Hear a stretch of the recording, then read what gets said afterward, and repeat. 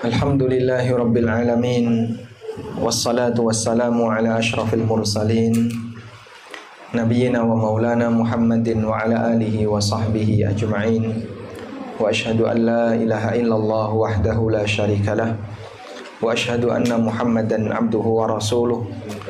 Salawatu rabbi wa salamu alaihi wa ala alihi wa ashabihi wa man sara ala nahjihi wa istanna bisunnatihi ila yaumiddin. Alhamdulillah, puji syukur kita haturkan kehadirat Allah Azza wa Jal. Di kesempatan pagi ini di rumah Al-Ustadz Al-Fadil Al-Ustadz Isnan hafizahullah ta'ala wa ra'ah. Semoga Allah memberkahi keluarga yang mengisi rumah ini dan berikut kaum muslimin yang lainnya. Kita bersyukur kepada Allah, pagi ini kita bisa belajar bareng.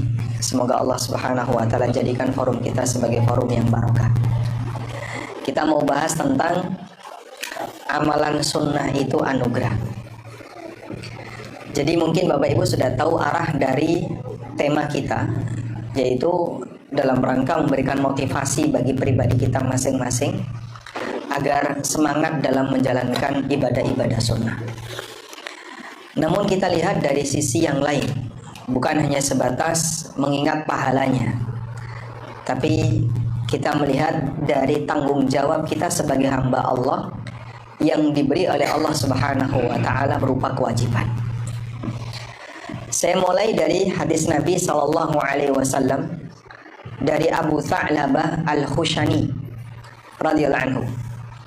Rasulullah sallallahu alaihi wasallam pernah bersabda, dan hadis ini disebutkan dalam Arba'in Nawawiyah. Innallaha farada fara'idha fala tudayyi'uha wa hadda hududan fala ta'taduha wa sakata an asya'a rahmatan lakum ghaira nisyanin fala tabhathu anha. Sesungguhnya Allah menetapkan berbagai macam kewajiban. Fala ta'taduha fala tudayyi'uha, maka janganlah kalian menyia-nyiakannya, jangan menyepelekannya. Wa hadda hududan, dan Allah menetapkan aneka batasan-batasan, aneka aturan. Fala ta'taduha, maka janganlah kalian melanggar batasan itu. Wa sakata an asya'a, dan Allah mendiamkan banyak hal rahmatan lakum, sebagai rahmat bagi kalian, ghaira nisyanin, bukan karena Allah lupa. Fala tabhathu anha, maka jangan terlalu serius membahas lebih dalam untuk bagian yang tidak dibahas oleh Allah Subhanahu wa ta'ala. Baik, yang mau kita garis bawahi dari hadis ini adalah kalimat ini. Allah memberikan kewajiban kepada hamba, dan Nabi SAW melarang fala tudayyi'uha, janganlah kalian menyia-nyiakan kewajiban itu. Karena melaksanakan kewajiban namun dengan cara asal-asalan, statusnya tercela. Sebagaimana yang Allah tegaskan berkaitan dengan orang yang dia asal-asalan dalam melaksanakan salat. Fawailun lil musalli alladzina hum an salatihim sahun. Celakalah bagi orang yang salat, yaitu orang yang lalai dari salatnya. Yang bersangkutan melaksanakan salat, tapi karena salatnya nggak serius, salatnya masih banyak yang kurang, jauh dari apa yang diharapkan oleh syariat, pelakunya justru mendapatkan ancaman wailun, kecelakaan. Karena itulah Bapak Ibu yang dimuliakan Allah, dalam Al-Quran Allah Subhanahu wa ta'ala menyebutkan sifat munafik. Orang munafik yang disebutkan dalam Al-Quran itu munafik yang kecil atau munafik yang akbar? Karena kemunafikan kan ada dua ya. Kemunafikan ada berapa, Pak? Ada dua. Nifaq atau kemunafikan, ada munafik amali. Ini munafik kecil. Dan ada satu lagi, munafik i'tiqadi. Ini munafik besar, yang menyebabkan orang keluar dari Islam itu yang mana, Pak? Yang munafik besar. Baik, pelaku munafik besar yang disebutkan dalam Al-Quran, mereka dikasih ancaman oleh Allah, innal munafiqina fid darkil asfali minan nar. Sesungguhnya orang munafik itu berada di keraknya neraka. Dan itu ancaman yang berlaku bagi orang yang memiliki nifak i'tiqadi. Kalau nifak amali, hampir kita semuanya punya. Kita pernah berbohong, kita pernah berjanji tapi mengingkari. Bapak sudah berapa lama menikah? 25 tahun baru ya, Insya Allah. Berarti sekarang nikah perak istilahnya. Selama 25 tahun itu sudah berapa kali membohongi istri? Jangan ditanya kayak gitu, ini gak sopan. Apakah dalam diri kita ada kemunafikan amali? Ada, masing-masing kita punya. Yang disebutkan oleh Nabi SAW, ayatul munafikina thalath. Tanda orang munafik itu ada 3. Kalau ngomong kadang berdusta, kalau berjanji suka belenjani, suka mengingkari janji, dan kalau diberi amanah dia khianat. Dari sekian amanah yang mungkin telah diberikan oleh perusahaan kepada Bapak Ibu, ada sebagian di antara kita yang mungkin teledor. Masuk kerja telat, keluar dari kantor sebelum jam pulang dan seterusnya. Itu kan sering ya. Nah, maka munafik amali mukmin memiliki. Besar kecilnya tergantung dari intensitasnya. Tapi kalau sampai pada tingkatan munafik i'tiqadi, nah ini nggak ada ampun. Inilah munafik yang menyebabkan pelakunya keluar dari Islam. Kalau sampai ada di antara muslim melakukan seperti itu, maka dia dihukumi sebagai non-muslim, keluar dari Islam. Yang ancamannya diberikan oleh Allah, innal munafiqina fid darkil asfali minan nar. Sungguhnya orang munafik itu berada di keraknya neraka. Baik. Mohon maaf untuk yang bapak-bapak bisa merapat ke depan.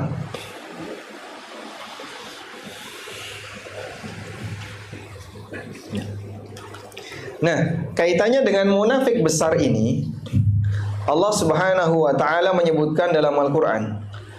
Ternyata munafik besar yang dihukumi kafir itu mereka sholat. Mudzabdzabina disebutkan oleh Allah taala di surat akhir dari surat An-Nisa. Di surat An-Nisa ayat 142, Allah taala berfirman, "Innal munafiqina yukhadi'una Allah wa huwa khadi'uhum wa idza qamu ila sholati qamu kusala." Sesungguhnya orang munafik itu menipu Allah dan Allah menipu mereka. Kalau orang munafik salatnya malas-malasan. Nanti dulu. Dan kalau sudah mengerjakan cepat. Yura'unan nas, mereka riak ketika salat. Wala yadhkurunallaha illa qalila, dan mereka tidak mengingat Allah kecuali sedikit. Dalam sebuah hadis yang diriwayatkan oleh Muslim, Nabi SAW pernah mengatakan, tilka salatul munafik, yajlisu yarkubu syamsa. Seperti itulah salatnya orang munafik, duduk-duduk sambil lihat matahari. Kalau bahasa kita lihat jam. Nanti dulu baru jam 5. Nanti dulu. Hatta idza gharaba baina qarnai syaitan, sampai ketika matahari mau tenggelam di antara dua tanduk setan, naqara arba'an, dia mematuk sebanyak 4 kali. Maksudnya rukuk sujudnya cepat. Nah, model seperti inilah yang Allah tegaskan dalam Al-Qur'an, fawailun lil musalli alladzina hum an salatihim sahun. Celakalah orang yang salat, di mana yang salat itu lalai dari salatnya. Lalai dari salatnya gimana, Pak? Pada saat dia melaksanakan salat, dia malas-malesan. Terkadang menunda-nunda waktunya. Bagian rukunnya terkadang tidak dikerjakan dengan sempurna. Bagian wajibnya sebagian ada yang ditinggalkan dan seterusnya. Dan itu karakter ibadahnya munafik. Pertanyaannya, pernahkah kita melakukan seperti itu? Kenyataannya demikian. Dalam kegiatan ibadah yang kita lakukan, ternyata banyak sekali ibadah kita yang jauh dari nilai sempurna. Disitulah yang pernah disabdakan Nabi SAW dalam hadis dari Ammar bin Yasir radhiyallahu anhuma, di mana Rasulullah SAW pernah bersabda, innar rajula la yansarifu min salatihi wa ma kutiba lahu illa ushru salatihi tus'uha thumunuha subu'uha sudusuha khumusuha rubu'uha thuluthuha nisfuha. Ada orang yang selesai salat, namun pahala yang dia dapatkan cuman 1/10, 1/9, 1/8, 1/10, setengahnya. Di sini Nabi SAW menyebutkan yang paling rendah 1/10, yang paling tinggi setengah. Jadi kalau yang tadi salat subuh dapat pahala berapa? Hah? Wallahul musta'an. Hilang semua. Mungkin ada di antara kita yang cuma dapat pahala 1/100. Ada yang dapat pahala 1/1000. Ada yang dapat pahala 1/sekian. Tergantung dari apa? Kualitas sholatnya. Makanya ada sebagian di antara jamaah misalnya terlalu yakin ketika di Masjidil Haram, kan dilipatkan 100.000 kali Pak. Jadi begitu selesai sholat sudah bisa nebus 99.999 sholat. Rumangsamu kan.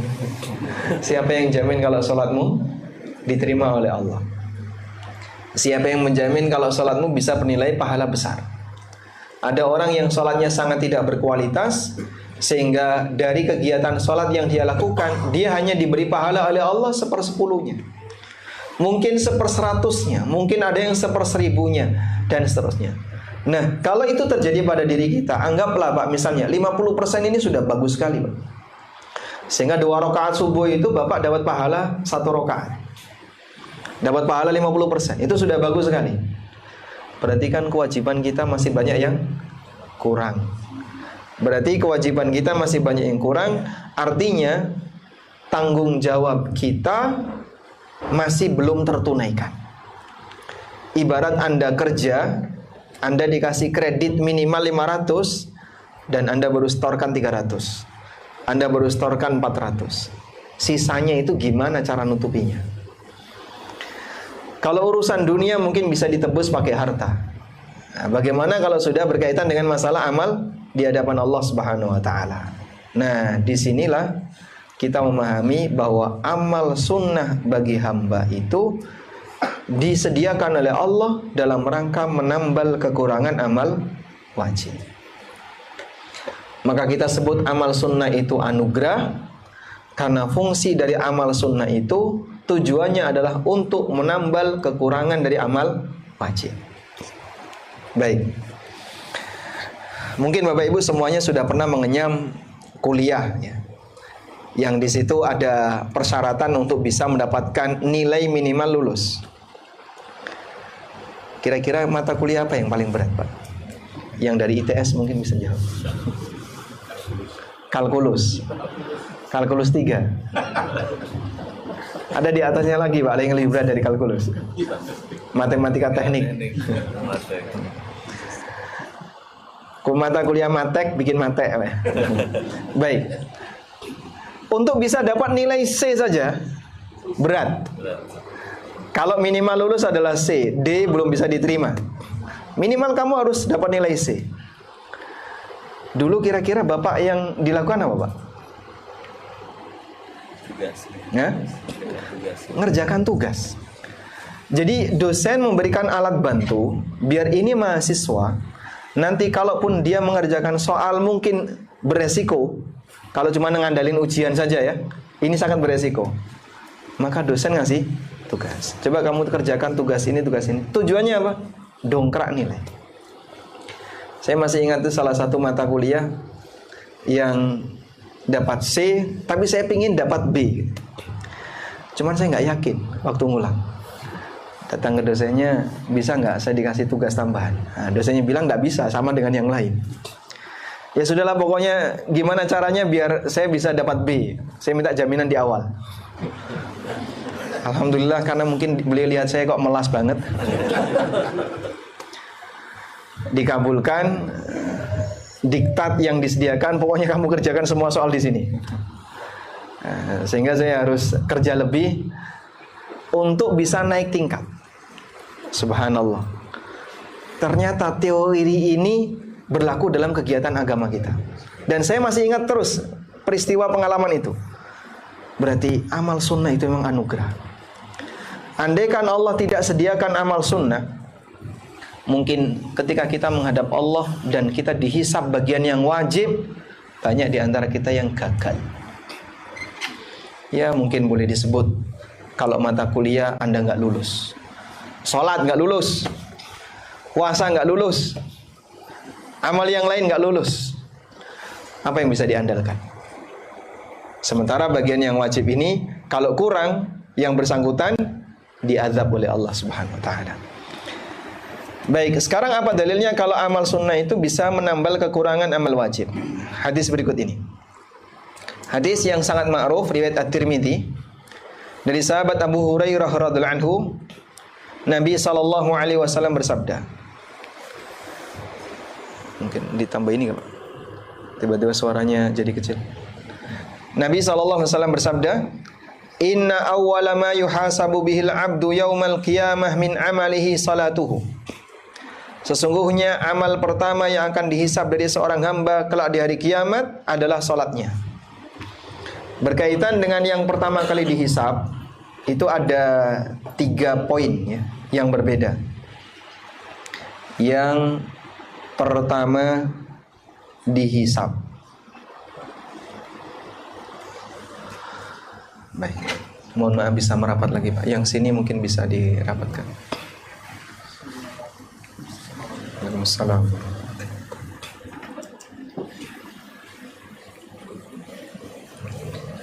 Ini boleh diisi? Ini. Mungkin boleh maju. Berikan kesempatan nyender yang usianya 60 ke atas ya. Jadi nyender itu identitas. Usia berapa? 60. Masya Allah. Silakan nyender Mas.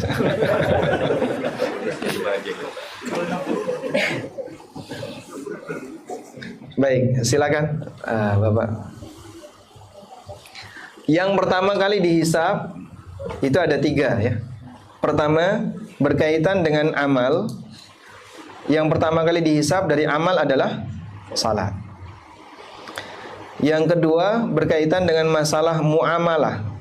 Muamalah itu berarti interaksi manusia dengan manusia. Yang pertama kali dihisab urusan darah. Yang ketiga berkaitan dengan masalah harta. Yang pertama kali dihisab air putih. Nabi SAW pernah menyebutkan ketika hamba dihisab oleh Allah Subhanahu wa taala untuk hartanya, alam nusihha jismak wa nurwika min ma'in barid. Bukankah aku telah memberikan kesehatan bagi jasadmu dan memberikan minum dengan air barid, air yang dingin, air putih. Jadi kira-kira kalau air putih aja dihisab, fasilitas yang ada di sini dihisab. Dihisab ya. Sehingga makin banyak fasilitas, nanti akan menjalani hisab yang lebih panjang. Baik, kita lanjutkan. Nabi SAW dalam hadis ini menyebutkan amal pertama yang akan dihisab besok di hari kiamat adalah sholat. Ketika sholatnya baik, maka dia akan beruntung. Dan kalau sholatnya rusak, maka dia akan rugi. Nah, di kalimat ini yang mau kita garis bawahi, fa in intaqasa min faridatihi syai'a. Kalau ada bagian amal wajib yang kurang, qala Rabbu tabaraka wa ta'ala, maka Allah Subhanahu wa ta'ala memerintahkan, unduru hal li'abdi min tatawwu'in. Perhatikanlah apakah hambaku punya amal sunnah, fayukammilu biha man taqasa minal faridah, sehingga bisa dipakai untuk memenuhi kewajiban yang kurang. Lalu kata Nabi SAW, fayakunu sairu amalihi ala dhalik. Dan amal-amal yang lain diberlakukan yang sama. Sehingga berkaitan dengan amalan yang pertama kali dihisab, sholatnya, wajibnya dulu. Amalan yang lain, wajibnya dulu, sunnah belakangan. Puasa wajibnya dulu. Zakat wajibnya dulu. Nah, kemudian baru setelah itu jika masih ada yang kurang, amal sunnahnya yang dipakai andalan untuk nutupi bagian yang wajib. Maka sang hamba punya kesempatan untuk nutupi kekurangan dari amal wajib dengan melaksanakan yang sunnah. Nah, selanjutnya kekurangan amal wajib seperti apa yang ditutupi dengan amal sunnah? Al-Mubarakfuri dalam syarah Sunan Tirmidzi, karena hadis tadi kan hadis riwayat Tirmidzi ya. Apa judul kitabnya Al-Mubarakfuri? Syarah Sunan Tirmidzi. Judulnya Tuhfatul Ahwadhi. Beliau mengatakan, qala al-Iraqi, kata Iraqi, yuhtamalu ayyurada bihi man taqasa min furudiha wa syurutiha wa yuhtamalu ayyurada ma taraka min al-fara'idi ra'san falam yusallihi fayu'awwidu anhu min at-tatawwu'. Ada dua makna amal wajib yang kurang. Makna yang pertama, yang dimaksud amal wajib yang kurang di sini adalah ketika dia melaksanakan amal wajib, bagian rukun, bagian kewajiban, bagian amal-amal gerakan, masih banyak yang kurang. Mungkin wudunya ada yang kurang, mungkin gerakannya ada yang kurang, bacaannya ada yang kurang, dan seterusnya. Ini makna yang pertama. Makna yang kedua adalah ayyurada ma taraka minal faraid. Atau makna yang kedua adalah dia sama sekali meninggalkan amal wajib itu. Enggak sholat, enggak puasa, enggak bayar zakat. Maka yang seperti ini bisa ditutupi dengan amal sunnah. Baik. Jika dua pendapat ini benar dari apa yang disampaikan oleh Al-Iraqi, makna ada amal wajib yang kurang, ada dua kemungkinan. Satu, dia mengerjakan namun tidak sempurna. Makna yang kedua adalah dia meninggalkan 100%. Maka amal sunnah bisa berfungsi untuk menutupinya. Baik. Dari sinilah kalau ada pertanyaan, bagaimana solusi jika ada orang yang meninggalkan sholat selama bertahun-tahun dengan sengaja, kemudian dia bertobat? Jadi misalnya dulu waktu masih SMA, dulu waktu masih SMP, dia sering nggak sholat. Setelah itu dia bertobat. Kira-kira solusi yang harus dilakukan apa, Pak? Apa solusi yang harus dilakukan? Apakah sholat yang dia tinggalkan selama sekian tahun perlu diqadha? Jadi misalnya ada orang yang dari balik sampai lulus sekolah, dia baru tobat setelah kuliah, dia nggak sholat. Anggaplah misalnya selama 6 tahun dia nggak sholat. Setelah dia bertobat, solusi apa yang harus dia lakukan?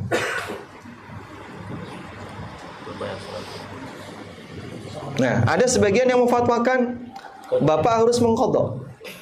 Wah, 6 tahun cara qadhanya gimana? Berarti kita perlu menyediakan waktu sebulan untuk sholat selama 6 tahun.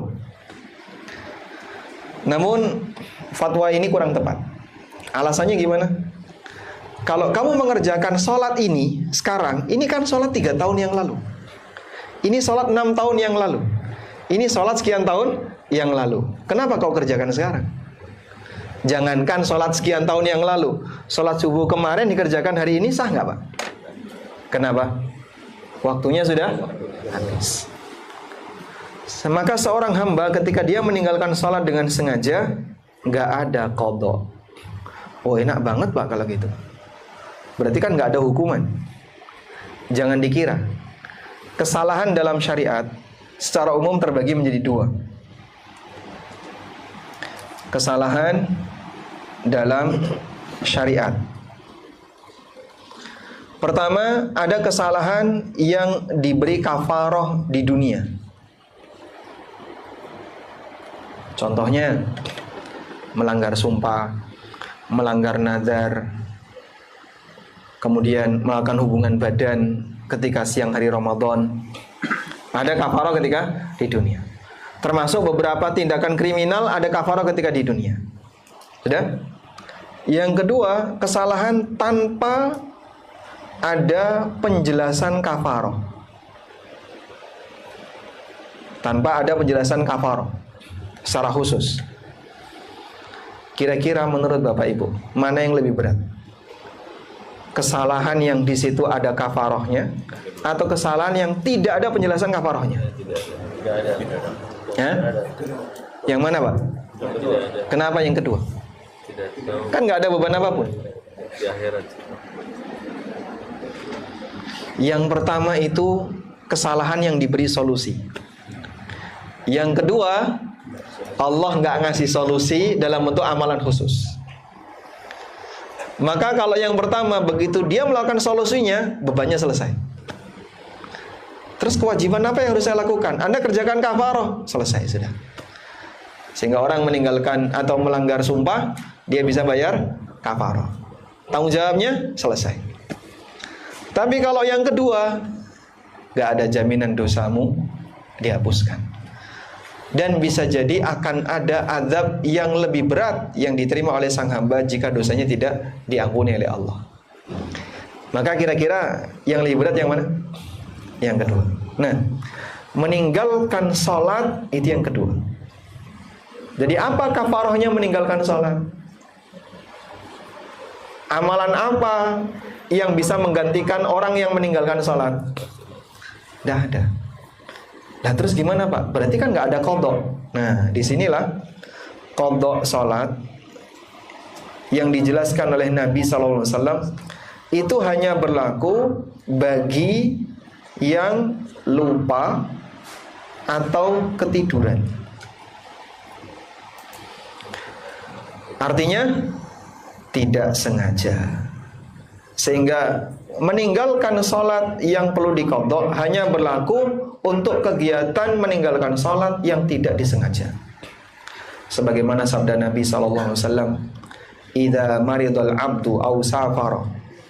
Apabila man nama an salatin aw nasiyaha, barang siapa yang ketiduran sehingga dia tidak sholat atau kelupaan untuk melaksanakan sholat, falyusalliha hina dzakaraha, maka kerjakanlah ketika dia bangun, ketika dia ingat. La kafarata lahu illa hiya. Tidak ada kafarah baginya kecuali kesempatan itu. Bapak bangun kesiangan, begitu bangun matahari sudah terbit. Sudah? Apakah dia meninggalkan sholat? Iya, tapi tidak sengaja. Lain halnya kalau alarm udah bunyi, dia bangun, dia matikan, tidur lagi. Nah itu meninggalkan sholat, karena tadi dia sudah bangun. Tapi kalau dia tidur, dia nggak sama sekali nggak terasa. Alarm bunyi nggak terasa, saking capeknya. Begitu bangun matahari sudah terbit, apa yang dia lakukan? Segera sholat. Ini kafarah untuk kegiatan meninggalkan sholat tanpa sengaja. Maka meninggalkan sholat dengan sengaja, meninggalkan sholat dengan sengaja, di situ tidak ada qadha. Tidak ada qadha. Karena dia tidak punya alasan untuk qadha. Lalu gimana Pak? Dalam posisi itu, solusi yang bisa dia lakukan adalah perbanyak sholat sunnah. Sehingga solusinya bukan qadha, tapi solusi perbanyak sholat sunnah. Baik. Apakah seperti ini juga berlaku untuk puasa? Yang berkaitan dengan masalah puasa, ini berbeda dengan sholat. Karena begini, untuk puasa, di situ ada amal pengganti puasa. Amal pengganti puasa itu apa? Fidyah. Untuk puasa, di situ ada amal pengganti puasa, yaitu fidyah. Sudah? Nah, kasus meninggalkan puasa itu beragam. Satu, meninggalkan puasa